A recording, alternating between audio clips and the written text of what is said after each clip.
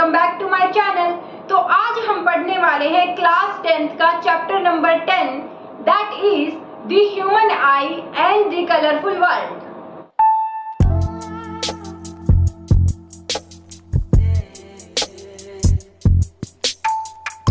तो सबसे पहले क्वेश्चन हमारे पास ये उठता है कि आई आखिर होता क्या है। हम सबको पता है कि आंखें हमारी हमें देखने में हेल्प करती हैं और जो हमारे 5 सेंस ऑर्गन्स होते हैं उनमें से एक होती है।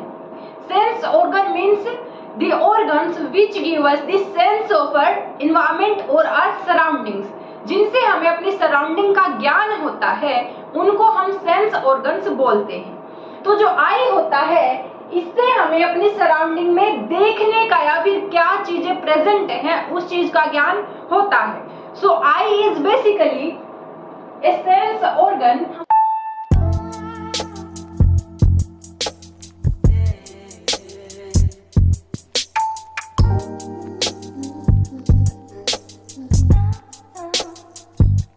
हमारे आसपास जो एक सुंदर कलरफुल वर्ल्ड है उसको देखने में हमें हेल्प करती है हमारी आईज। तो इस चैप्टर में हम पढ़ने वाले हैं structure of eyes, functioning of all the parts of eye, defects of eye. क्योंकि आजकल बहुत सारे बच्चों को स्पेक्टिकल्स लगे होते हैं, वो लगे होते हैं due to any defect in the eye. तो उस डिफेक्ट को करेक्ट करने के लिए हम लेंसेज यूज करते हैं। कौन से डिफेक्ट में कौन सा लेंस यूज करते हैं हम इन डिटेल ये सब कुछ आज पढ़ने वाले हैं। तो सबसे पहले हम शुरू करते हैं फ्रॉम द स्ट्रक्चर ऑफ आई, उसके बाद हम उसके हर एक पार्ट को इन डिटेल डिस्कस करेंगे। सो फर्स्ट ऑफ ऑल हमारी जो आई होती है, जो कंप्लीट आई का स्ट्रक्चर है that is almost like a sphere. Almost spherical होती है और उसका डायमीटर होता है 2.3 सेंटीमीटर। ठीक है, तो सबसे पहले हम आई का आउटर सरफेस ही क्या करते हैं,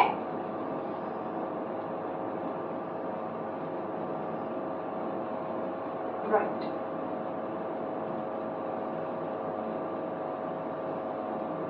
This is the outer boundary of our eye, which is almost like a sphere.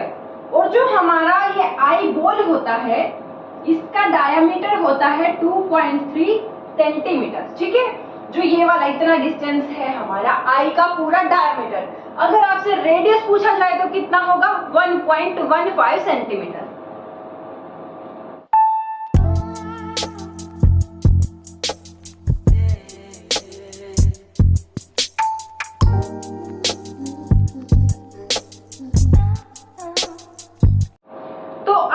सबसे आउटर मोस्ट पोर्शन होता है ये वाला जो बाहर की तरफ उभरा हुआ है, उभरी हुई चीज को हम बोलते हैं बल्ज लाइक। तो जो ये बल्ज लाइक स्ट्रक्चर है which is known as cornea, हम इसको क्या बोलते हैं, कॉर्निया। अब जो ये कॉर्निया होता है ये होता है transparent. Obviously light has to enter into eye, तो एंटर करने के लिए कैसा मीडियम कैसा मटेरियल होना चाहिए, ट्रांसपेरेंट। तो कॉर्निया होता है ट्रांसपेरेंट। अब देखो यहाँ बाहर से हमारे पास क्या होंगे, लाइट रेज अंदर एंटर करेंगी। क्या है ये, लाइट रे है। अभी जैसे ही अंदर एंटर करेगी, बाहर है एयर, अंदर है आई का material which is denser as compare to air. तो हमारा यहाँ पर जब लाइट के लिए मीडियम चेंज होगा तो फिनोमिना ऑफ रिफ्रैक्शन होगा या नहीं होगा, होगा राइट। तो हमारा यहाँ पर क्या होगा, at cornea refraction of light होगा। ठीक है, कितना, ऑलमोस्ट रिफ्रैक्शन कहाँ पे होता है, कॉर्निया पर ही होता है। ठीक है, अब जैसे ही आप आंख बंद करोगे तो जो ये हमारा बीच में सेंटर में काला काला होता है ना, काला हरा नीला पीला जिसका जैसा भी है, वो क्या होता है, आंखें बंद करेंगे तो ऊपर उभरा हुआ दिखता है हमें साफ। कैसा होता है, बल्ज शेप होता है। तो कॉर्निया कैसा होता है, बल्ज शेप। ठीक है, बाहर की तरफ उभरा हुआ होता है, प्लेन नहीं होता। हालांकि देखो हमें जो बाहर से दिखता है ना वो हमें ऑलमोस्ट इतना पोर्शन दिखता है। जो ये ऊपर नीचे ये क्या है, ये व्हाइट वाला जो पोर्शन है स्क्लेरा, और जो ये वाला पोर्शन है जो कॉर्निया है ये सिर्फ कलर्ड पोर्शन के ऊपर से उभरा होता है, पूरी आंख का उभरा नहीं होता। ठीक है, अगर हम फ्रंट से देखें, अगर हम आई का फ्रंट व्यू देखें लाइक दिस, ठीक है। जो ये पोर्शन होता है व्हाइट, दिस इज स्क्लेरा। ये हर किसी के लिए कैसा होता है, कलर व्हाइट होता है। लेकिन जो ये वाला पोर्शन होता है ये क्या होता है, अभी कलर्ड होता है, किसी का ब्राउन, किसी का ब्लैक, किसी के लिए ग्रेइश होता है, किसी के लिए डार्क ब्लू, हर किसी का कलर क्या होता है, डिफरेंट। और जो ये कलर्ड पोर्शन है this is known as iris. क्या बोलते हैं इसको, आयरिश बोलते हैं। तो ये पोर्शन अगर यहाँ पर हम शो करें तो कुछ इस तरीके से शो करेंगे, ठीक है। तो ये क्या है हमारे पास, दिस इज आयरिश। अब जो ये आयरिश होता है यहाँ पर, आयरिश कैसा होता है, अभी मस्क्यूलर स्ट्रक्चर होता है। जैसे हमारे हाथ में मसल्स होते हैं so we can move our hand, ठीक है। सिमिलरली पैर में होते हैं, जहां पर भी मसल्स होते हैं बॉडी में, वो किसके लिए हेल्प करते हैं, मूवमेंट में हेल्प करते हैं। तो आयरिश कैसा होता है, हमने बोला मस्क्यूलर होता है। तो मस्क्यूलर होता है तो Irish can also move. Irish अपने साइज को कम ज्यादा कर सकता है, रिलैक्स या फिर कॉन्ट्रैक्ट हो सकता है। तो हमने बोला कि आयरिश मस्क्यूलर है, मूव कर सकता है। ऑल्सो इसकी प्रॉपर्टी क्या है, provide colour to the eye. Iris क्या करता है, कलर प्रोवाइड करता है, जो स्पेसिफिक कलर होता है आईज का वो देता है, ठीक है। अब जो बीच में सेंटर है ये क्या होता है, भी हमेशा सबके लिए डार्क ही होता है, ब्लैक होता है ना। ऐसा तो नहीं किसी के लिए व्हाइट देख लिया हो, हॉरर मूवीज में भूतों का तो होता जो कुछ भी होता है उल्टा सीधा, जो व्हाइट पोर्शन है वो ब्लैक कर देते हैं, जो ब्लैक वो व्हाइट कर देते हैं। लेकिन नॉर्मली क्या होता है, ये पोर्शन सबके लिए डार्क होता है, ब्लैक होता है। This portion is known as pupil, ठीक है। क्या बोलते हैं इसको, प्यूपिल। अगर यहां पर देखिए तो जो ये वाला पोर्शन है दिस इज प्यूपिल। अब प्यूपिल क्या होता है, भी एक ओपनिंग होता है। क्या होता है, ओपनिंग होता है, dark opening in the centre of eye is known as pupil. अब जो लाइट हमने बोला, ये लाइट रे आई यहां से रिफ्रैक्ट हो जाएगी इस तरीके से, ठीक है। रिफ्रैक्ट होगी तो यहां से अंदर जाएगी, जो अंदर आएगी ना, तो कहां से एंटर होगी, आंख के अंदर वाले पोर्शन में प्यूपिल से एंटर होगी, ठीक है। अब हम सबको पता है कि हमारी आई बहुत ही ज्यादा सेंसिटिव सेंस ऑर्गन होते हैं। एक स्पेसिफिक अमाउंट ऑफ लाइट ही अगर हमारी आईज के अंदर जाता है तो हमें क्लियर दिखाई देता है।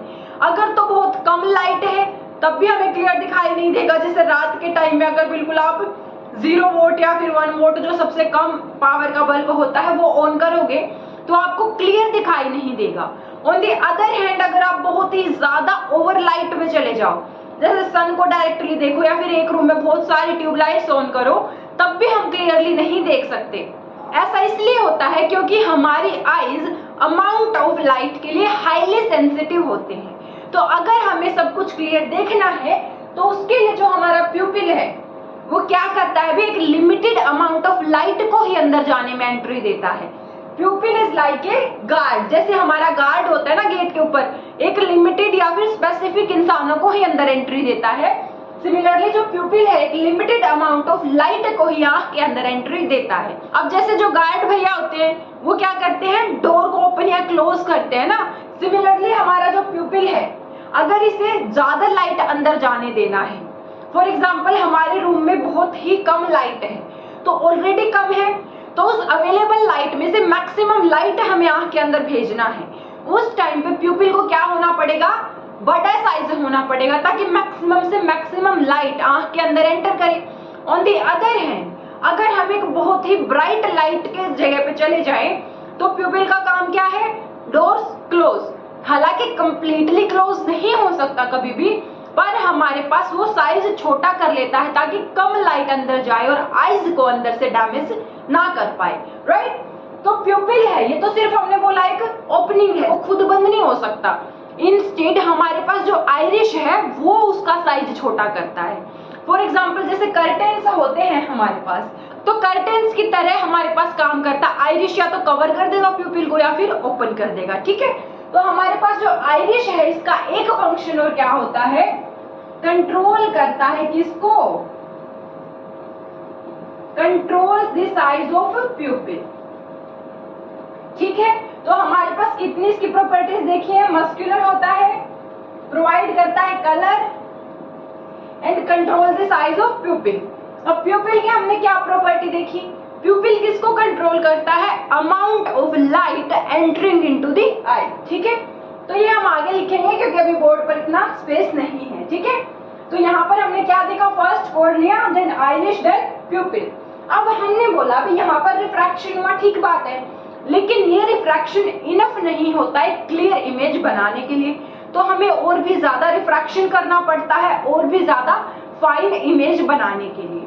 तो उसके लिए भगवान जी ने हमको एक और लेंस दिया है आंख के अंदर, which is present right behind the pupil. Pupil के पीछे एक कॉन्वेक्स शेप का लेंस प्रेजेंट होता है, which is known as the crystalline lens. क्या बोलेंगे इसको, क्रिस्टलाइन लेंस या फिर आई लेंस भी बोल देते हैं।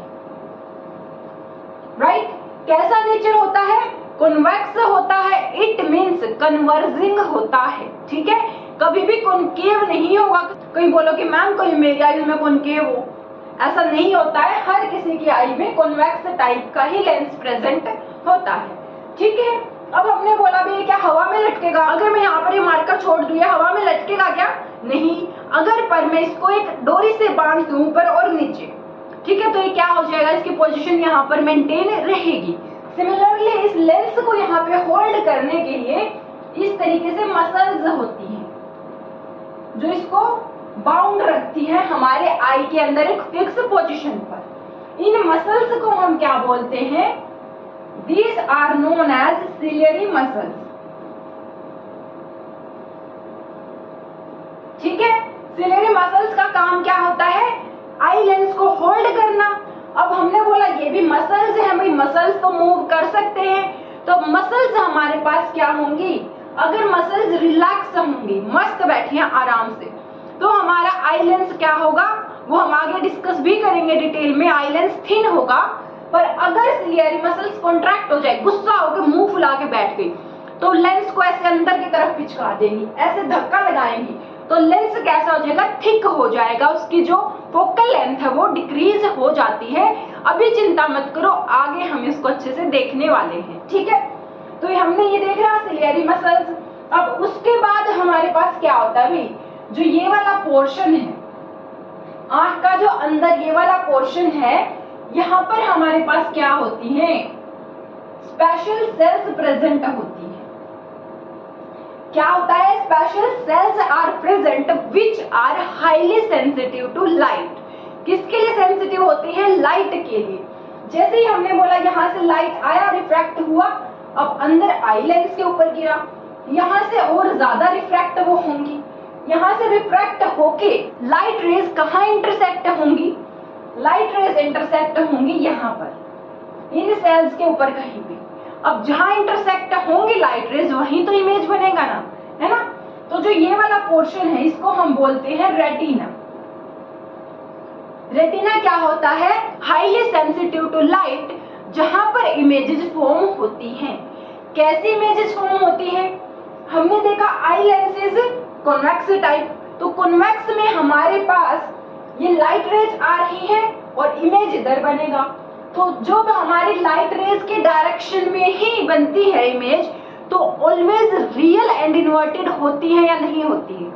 हमने पिछले चैप्टर में पूरा डिटेल में देखा कि इस टाइप की इमेज हमेशा रियल एंड इन्वर्टेड होती है। तो रेटिना पर जो इमेज बनती है कैसी बनती है, रियल एंड इन्वर्टेड। अब आप बोलोगे मैम हमें तो सब कुछ सीधा दिखाई दे रहा है, आप भी सीधे उल्टे तो नहीं दिख रहे। ऐसा इसलिए होता है कि जब रेटिना के ऊपर लाइट रेज मीट होंगी तो ये रेटिना इमेज को बना के इस रास्ते से उस सिग्नल को कहाँ ट्रांसफर कर देगा, ब्रेन के पास।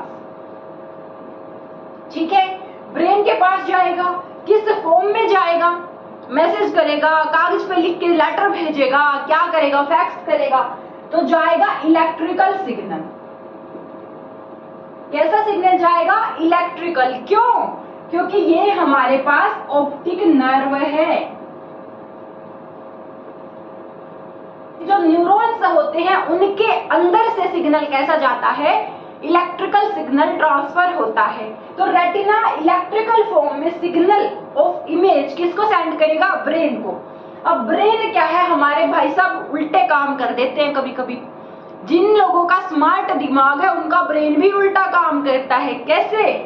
जो इन्वर्टेड इमेज बनी है इसको घुमा देगा अपनी तरफ से, बोलेगा भाई रेटिना तूने उल्टी बनाई, अब मैं अपनी तरफ से एक बार और घुमाऊंगा। तो इस वजह से हमें वो इमेज सीधी दिखाई पड़ती है। क्यों? क्योंकि ब्रेन जो इमेज रेटिना पर बनी है उसको एक बार फिर अपनी तरफ से घुमा देता है। ठीक है, तो समझ आया इतना सारा हमारे पास। अब देखो भाई, हमने बोला कि यहाँ पर हमारी कैसी है? फोटो रिसेप्टर सेल्स प्रेजेंट हैं। अब जो ये फोटो रिसेप्टर सेल्स हैं ये भी दो तरीके की होती है। कितनी टाइप की होती है? 2 टाइप्स। एक होती है हमारे पास रोड शेप, लाइक दिस, ऐसा कुछ रोड जैसी शेप होगी। एक होती है हमारे पास cone shape, something like this. ठीक है, अब जो ये रोड शेप्ड होती है इनका फंक्शन थोड़ा अलग होता है और कोन शेप का थोड़ा अलग होता है। यहाँ पर अलग अलग अमाउंट में प्रेजेंट होती है। रोड शेप्ड कितनी है, कोन शेप्ड कितनी, हर स्पीसीज में और हर इंडिविजुअल में भी थोड़ा बहुत वेरी वो करता है। ठीक है, तो जो रोड शेप्ड है ये किसके लिए सेंसिटिव होती है? ये सेंसिटिव होती है for amount of light. For example अगर आप डिम लाइट में हो तो आपको दिखाने के लिए क्या करेगी? उस लाइट को डिटेक्ट करेगा कितनी लाइट है, तो आपको थोड़ा बहुत देखने में हेल्प जो करेंगे वो रोड शेल्स करेंगी।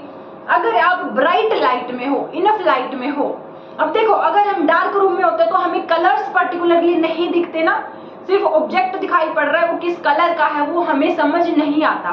तो इसका मतलब वहां पर सिर्फ रोड सेल्स एक्टिव है। कब? डिम लाइट के अंदर। ठीक है, अगर लाइट कैसा है? डिम है। पर अगर लाइट कैसा है? ब्राइट है। तो ब्राइट लाइट में तो हमें हर कलर अलग अलग दिखता है, तो कौन सेल्स हमारी कलर डिटेक्ट करने में हेल्प करता है? किसमें हेल्प करता है? कलर डिटेक्शन में। ठीक है, yellow, red, black, blue, orange, green सब अलग अलग दिखता है। किसकी वजह से? कौन सेल्स की वजह से। अब देखो अगर हमारे पास कोई ऐसा प्राणी है जिसके अंदर रोड सेल्स ज्यादा हो जाए तो उसे डिम लाइट में अच्छा दिखेगा। हमने बोला रोड सेल्स डिम लाइट में देखने में हेल्प करता है। अगर रोड सेल्स ज्यादा हो जाए तो उसको अंधेरे में भी अच्छा खासा दिखाई देगा। Example owl. आउल को रात में क्यों दिखाई पड़ता है? रोड सेल्स होती हैं भरपूर मात्रा में, इस वजह से उसे रात में क्लियर दिखाई पड़ता है, पर दिन में बेचारा आंखें बंद करके बैठता है क्योंकि वो उसको डैमेज कर सकती है उसकी रोड सेल्स को इतनी सारी लाइट। ठीक है, ऑन द अदर हैंड अगर किसी के पास कोन सेल्स ज्यादा है रोड सेल्स के मुकाबले तो उसको कलर्स अच्छे से दिखेंगे, बेटर डिटेक्ट कर पाएगा थोड़ा माइन्यूट कलर डिफरेंस में भी। जैसे कि हमारे पास होता है ईगल। ईगल बिल्कुल आसमान में ऊपर उड़ता है, फिर भी अगर कोई स्नेक नीचे से मिट्टी में से जा रहा है रेगिस्तान में, कैमोफ्लाज अगर कर रहा है, ब्राउन मिट्टी में ब्राउन स्नेक जा रहा है, तब भी उसको डिटेक्ट कर लेता है। उसकी इतनी ज्यादा डिटेक्शन पावर होती है कलर्स के लिए।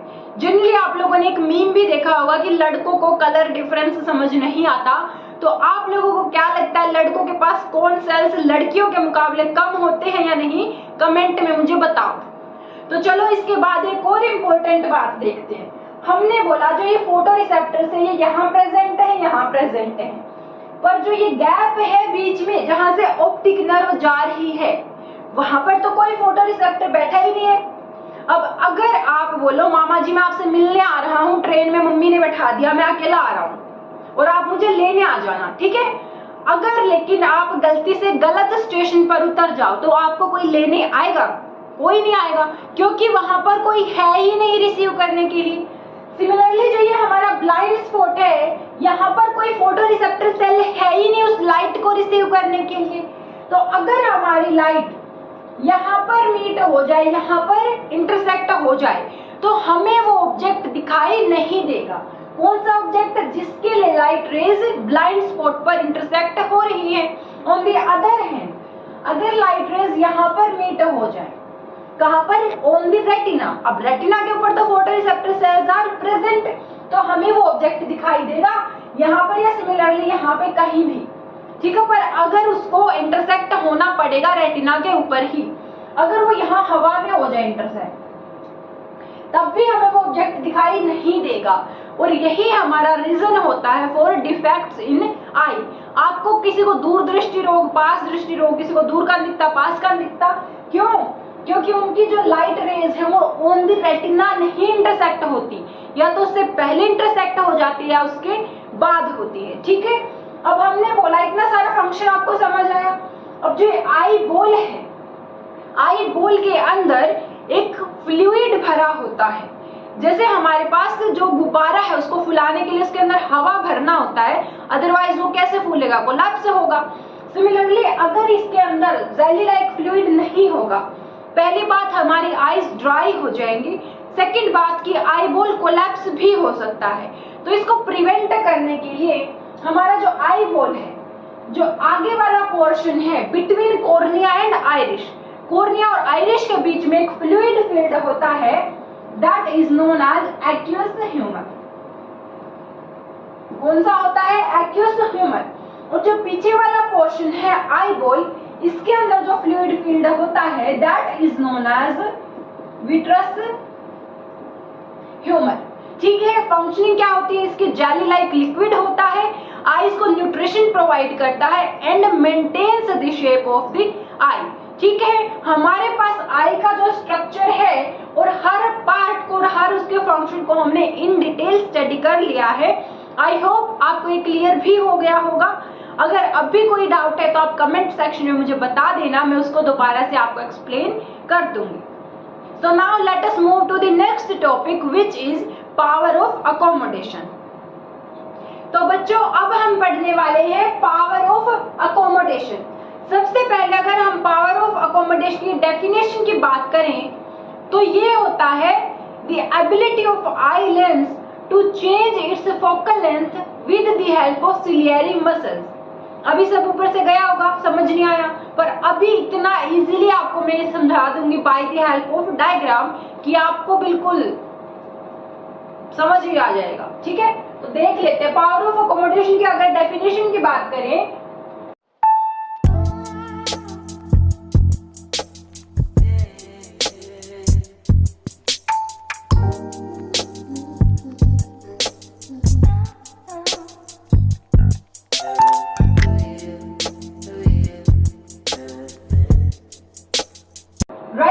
तो ये हमारे पास क्या होता है? Ability of eye lens to adjust its focal length with the help of ciliary muscles.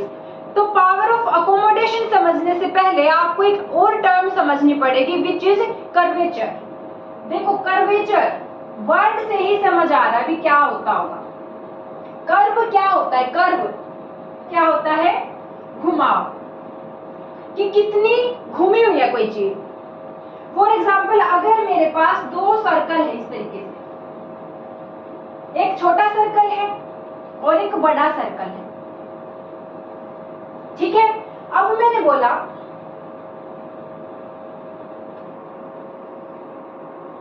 ठीक है, अब मैंने बोला अगर मैं एक पोर्शन यहां से इस तरीके से लूं और एक पोर्शन में लूं यहां से,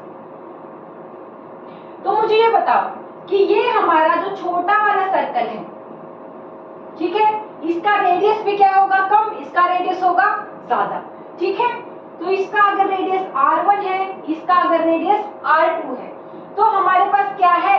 r2 is greater than r1, ठीक है। अब मैंने बोला इसका कर्वेचर कैसा है भाई? कितना घुमा हुआ है? इसके कंपैरिजन में ज्यादा घुमा हुआ है ना। ये तो कैसा है? सीधा सीधा सा ही है हमारे पास, क्योंकि बड़ा स्फीयर है।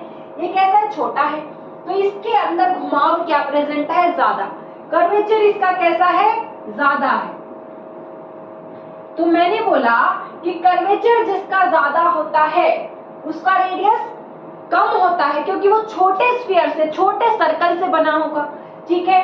तो जिसका कर्वेचर ज्यादा होगा उसका रेडियस कम, मतलब curvature and radius are inverse, तो इसका रेडियस क्या हो जाएगा, कम, तो दोनों एक दूसरे के इनवर्स। अब हमें पता है स्फेरिकल लेंस के केस में हमारे पास फोकल लेंथ क्या होता है, रेडियस ऑफ कर्वेचर का हाफ, जिसका रेडियस कम होगा उसकी फोकल लेंथ भी तो कम होगी। अब हमने बोला रेडियस ऑफ कर्वेचर और कर्वेचर, अब इस रेडियस को हम रेडियस ऑफ कर्वेचर भी तो बोलते हैं ना, रेडियस ऑफ कर्वेचर बोल सकते हैं। तो curvature and radius of curvature R inverse two each other, और रेडियस और फोकल लेंथ एक दूसरे के डायरेक्ट हैं, तो जो कर्वेचर है ये कर्वेचर क्या हो जाएगा, फोकल लेंथ का भी इनवर्स हो जाएगा। तो अगर हमारे आई लेंस की कर्वेचर बढ़ जाए तो उसकी फोकल लेंथ कम हो जाएगी, और अगर कर्वेचर कम हो जाए तो फोकल लेंथ बड़ी हो जाएगी। ठीक है, उसको अब हम समझ लेते हैं कैसे। देखो हमने क्या देखा कि हमारा जो आई लेंस होता है वो इस तरीके से कॉन्वेक्स शेप का होता है और सिलियरी मसल्स ने उसको होल्ड करके रखा होता है। तो अब अगर जो ये सिलियरी मसल्स हैं, सिलियरी मसल्स क्या हो जाए, रिलैक्स पोजीशन में है, ठीक है, सिलियरी मसल्स जब रिलैक्स होती हैं उस टाइम जो हमारा लेंस है वो आराम से, जैसे ही सिलियरी मसल्स भी रिलैक्स लेंस भी रिलैक्स, तो लेंस क्या होता है हमारा, रिलैक्स होता है या फिर बोले थिन होता है। ठीक है, क्या होता है, थिन होता है। अब अगर सिलियरी मसल्स कॉन्ट्रैक्ट हो जाए, अगर क्या हो जाए, सिलियरी मसल्स कॉन्ट्रैक्ट मतलब सिकुड़ जाए, अगर ये इस लेंस को ऐसे पुश करें, इनके अंदर कॉन्ट्रैक्शन आ जाए, तब हमारा जो लेंस है वो क्या हो जाएगा, थिक हो जाएगा। कौन, लेंस, ठीक है, कौन हो रहा है, थिक थिन, लेंस हो रहा है। ठीक है, अब हमने बोला अगर थिन है, थिन है मतलब कर्वेचर कैसा है उसका, कम है। थिन है अगर तो कर्वेचर कैसा है, लेस है। ठीक है, अगर लेंस थिन होगा तो उसका कर्वेचर कम होगा, कम घुमा हुआ है। अगर मैं इसको ऐसे पुश कर दूं तो ये इस तरीके से हो जाएगा ना, मोटा मोटा पुश करने पर, इस तरीके से, ये वाला केस है ना। तो अगर पुश करेंगे तो वो क्या हो जाएगा, थिक हो जाएगा ना। तो हमने क्या बोला, अगर सिलियरी मसल्स रिलैक्स है तो लेंस थिन होगा, कर्वेचर कम होगा, कर्वेचर कम होगा तो फोकल लेंथ क्या होगा, उल्टा है उसका, तो फोकल लेंथ क्या हो जाएगा, ज्यादा हो जाएगा। ठीक है, और अगर सिलियरी मसल्स है कॉन्ट्रैक्ट है तो लेंस होगा थिक और फोकल लेंथ उसके लिए क्या हो जाएगा, लेस हो जाएगा। ठीक है, तो हमने बोला जो ये सिलियरी मसल्स है ये आई लेंस का फोकल लेंथ कम ज्यादा कर सकती हैं। इसी कैपेसिटी को हम क्या बोलते हैं, पावर ऑफ अकोमोडेशन बोलते हैं। अब क्वेश्चन अराइज होता है कि हमें इसकी नीड क्यों पड़ती है, पावर ऑफ अकोमोडेशन हमें चाहिए ही क्यों। तो भाई देखो, जो ऑब्जेक्ट से हम देखते हैं वो हर ऑब्जेक्ट सेम डिस्टेंस पर तो नहीं होता हमारे आईज से, कोई पास होता है। फॉर एग्जांपल अभी ये मार्कर मेरे आईज के ज्यादा पास है, ये बोर्ड थोड़ा दूर है, आपका जो कैमरा रखा है आप सब मुझसे बहुत ज्यादा दूर हो। ठीक है, पर हमें तो सारे ऑब्जेक्ट देखने हैं ना, और सारे ऑब्जेक्ट अगर देखने हैं तो मुझे जो ये आई होती है, ठीक है, जो आई होती है इस कॉन्वेक्स लेंस से जब लाइट मेरी रिफ्रैक्ट होकर के जाएगी तो कहाँ मीट करानी है, इस रेटिना पे करानी है। तो जो ये डिस्टेंस है बिटवीन लेंस एंड रेटिना ये तो फिक्स है, लेंस और रेटिना के बीच में जो डिस्टेंस है वो फिक्स है, मतलब रेस तो यहाँ पर ही मीट होने चाहिए, चाहे वो इनफाइनाइट से आ रही है चाहे फाइनाइट डिस्टेंस से आ रही है। हमने पीछे कॉन्वेक्स लेंस में क्या देखा था, जैसे जैसे ऑब्जेक्ट की पोजीशन चेंज होती है वैसे वैसे इमेज या फिर जहां रेज इंटरसेक्ट होती है उस पॉइंट की पोजीशन भी चेंज होती है। अब अगर यहाँ भी वही बात बनने लग जाए, जैसे जैसे ऑब्जेक्ट का डिस्टेंस चेंज हो रहा है वैसे वैसे जो ये पॉइंट है इमेज का वो अगर आगे पीछे बढ़ना शुरू हो जाए, उसका डिस्टेंस चेंज होना शुरू हो जाए, तो वो तो रेटिना के ऊपर लाई नहीं करेगा हर एक ऑब्जेक्ट के लिए, पर हमें तो कहाँ बनाना है, हमेशा रेटिना के ऊपर। इसका मतलब जो ये डिस्टेंस है ये हमें फिक्स रखना है। तो हमारे पास जो ये डिस्टेंस है ये फिक्स है, ऑब्जेक्ट डिस्टेंस चेंज हो रहा है but image distance have to be same in all the cases. इस वजह से हमें नीड पड़ती है पावर ऑफ अकोमोडेशन की, ताकि हमारी फोकल लेंथ एडजस्ट हो सके। ठीक है, अब एक और इम्पोर्टेंट बात ये है कि जिस टाइम फोकल लेंथ ज्यादा होती है वो हमें हेल्प करता है दूर के ऑब्जेक्ट को क्लियरली देखने में। फोकल लेंथ किसको देखने में हेल्प करता है? डिस्टेंट ऑब्जेक्ट को। अगर हमारा जो आई लेंस है उसका फोकल लेंथ ज्यादा है, कब ज्यादा होता है? जब हम दूर वाले ऑब्जेक्ट को देख रहे होते हैं। अब मैं पीछे वॉल को देख रही हूँ तो मेरे आई का फोकल लेंथ ज्यादा हो गया, मैंने वहां से नजर हटा के जैसे ही यहाँ पर कैमरा पे नजर रखी, ये मेरे पास है, तो यहाँ पर मेरा फोकल लेंथ क्या हो गया है? आई का कम हो गया है। इसका मतलब हमारी eyes are highly sensitive and highly working, पूरा टाइम वर्क करती रहती है। हम तो सोचते भी नहीं, हमें लगता है हम ही मेहनत कर रहे हैं, हम ही वर्क कर रहे हैं। हमारी बॉडी, हमारे अंदर हर सेकंड, हर माइक्रो सेकंड वर्क चल रहा होता है। So we should always appreciate our body, our brain, our all over being. ठीक है, तो यहाँ से हमें समझ क्या आता है कि जब हम दूर वाले ऑब्जेक्ट को देखते हैं फोकल लेंथ ज्यादा होता है, और जब हम पास वाले ऑब्जेक्ट को देखते हैं फोकल लेंथ कम होता है। When we look at nearby objects, right? अब हमने देखा कि हमारा जो आई लेंस है उसकी फोकल लेंथ एडजस्ट होती है, पर भाई हर चीज की दुनिया में लिमिट होती है, ऐसा नहीं कि अनलिमिटेड एडजस्ट होगी। तो उसकी जो लिमिट होती है वो हमें बाउंड करती है कि हम मिनिमम कितना पास से कोई ऑब्जेक्ट को क्लियर देख सकते हैं। ठीक है, मैंने बोला जैसे मेरे पास बुक है, मैंने इसको ऐसे पढ़ना शुरू करा, जैसे जैसे मैं पास लेके आती रहूंगी तो अगर एक लिमिट से पास में उसे ले आऊं तो मुझे वो वर्ड्स अलग अलग क्लियर दिखाई नहीं देंगे, सारा कुछ ब्लर हो जाता है। ठीक है, उसी डिस्टेंस को, जो मिनिमम डिस्टेंस है आपकी आईज से जहां पर आप क्लियर देख सकते हो, that distance is known as the near point. क्या बोलते हैं उसको?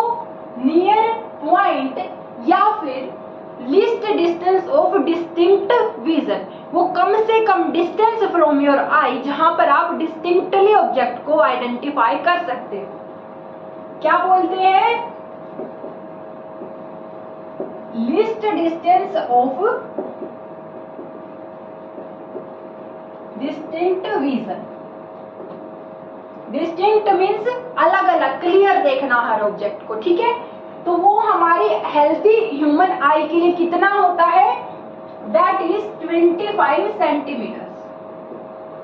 अगर आप 25 सेंटीमीटर से पास लेके आओगे ऑब्जेक्ट को तो आपको क्लियर दिखाई नहीं देगा। ठीक है, ऑन द अदर हैंड अगर हम बात करें कि दूर का कितना देख सकते हैं, दूर की भी लिमिट है क्या? 1 किलोमीटर, 2 किलोमीटर दूर के हमारा जो पॉइंट होता है that is known as far point, कि आई से कितना दूर तक हम देख सकते हैं, एंड दैट इज इनफाइनाइट। तो वो डिस्टेंस कितना होता है भाई? इनफाइनाइट। आप चले जाओ बीच पे, गोवा का ट्रिप प्लान करते होगे सब बच्चे दोस्त आपस में, पर कैंसिल हो जाता है हर बार। ठीक है, कोई घबराने की बात, सबके साथ यही होता है। ठीक है, तो अगर आप बीच पे जाके खड़े हो जाओ और सामने खूब नजारा सनसेट देख रहे हो, तो वो सन आपसे कितना दूर है? सन आपसे कितना दूर है? हजारों किलोमीटर दूर है। आप देख पा रहे हो उसको क्लियर? तो हमारी लिमिट देखने की 1-2 किलोमीटर तो नहीं है। ऑल्सो हमें ओरिजिन जहां तक समुद्र फैला है पूरा दिखाई पड़ता है, पूरा बिल्कुल जहां पर समुद्र और आसमान मिल रहे होते हैं वो भी दिखाई देता है ना? तारे, तारे हमसे करोड़ों, हजारों करोड़ों किलोमीटर दूर है, वो भी हमें दिखाई देते हैं। इट मीन्स जो फार पॉइंट है आई के लिए that is infinite. Next is with age. क्या हो जाता है भी? आंख में गंदगी जमा होती है या फिर इंटरनली भी कोई प्रोसेस चल रहा होता है, हमारी एज जैसे जैसे बढ़ती रहती है तो जो बुढ़ापे में जा करके जो आई लेंस है ये कैसा हो जाता है? मिल्की हो जाता है, कई बार मिल्की या क्लाउडी। इसके अंदर गंदगी सी जमा हो जाती है, जिसकी वजह से अब लेंस होता है ट्रांसपेरेंट। अब ट्रांसपेरेंट अगर ना रहे, घर के जो कांच खिड़कियां हैं उनमें भी अगर डस्ट जम जाए तो आपको आर पार क्या क्लियर दिखेगा? नहीं दिखेगा। सिमिलरली अगर हमारा आई लेंस, उस पे धूल मिट्टी गंदगी जमा हो जाए तो हमें क्लियर दिखाई नहीं देगा। इस सिचुएशन को बोलते हैं कैटरैक्ट, विच इज मोतियाबिंद। आप सबके ग्रैंड पेरेंट्स ने कभी मोतियाबिंद का ऑपरेशन कराया होगा, तो उस ऑपरेशन में क्या होता है, इस लेंस को क्लीन कर देते हैं या फिर इसको चेंज कर देते हैं, ठीक है। तो उसकी वजह से जो विजन है वो रिस्टोर हो जाता है। विजन क्या है? रिस्टोर हो जाता है। कोई ऐसी बात नहीं, कोई ऐसी दिक्कत नहीं होती कि आपका परमानेंट लॉस ऑफ विजन हो चुका है। तो ये समझ आया आपको? This was all about I, its parts, functioning of those parts and power of accommodation. In the next video, we will learn about the defects of vision and their correction.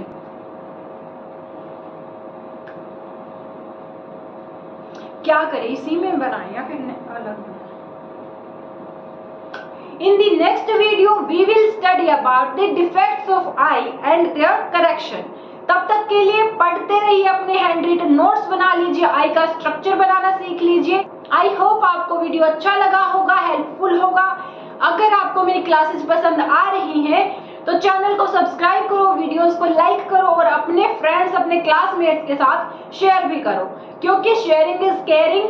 ज्ञान बांटने से ही बढ़ता है। ऐसा नहीं कि उसको मैंने भेज दिया लेक्चर, वो पढ़ लेगा तो मैं पीछे रह जाऊंगा, ऐसा कुछ नहीं होता, ठीक है। तब तक के लिए पढ़ते रहो, keep studying and bye bye.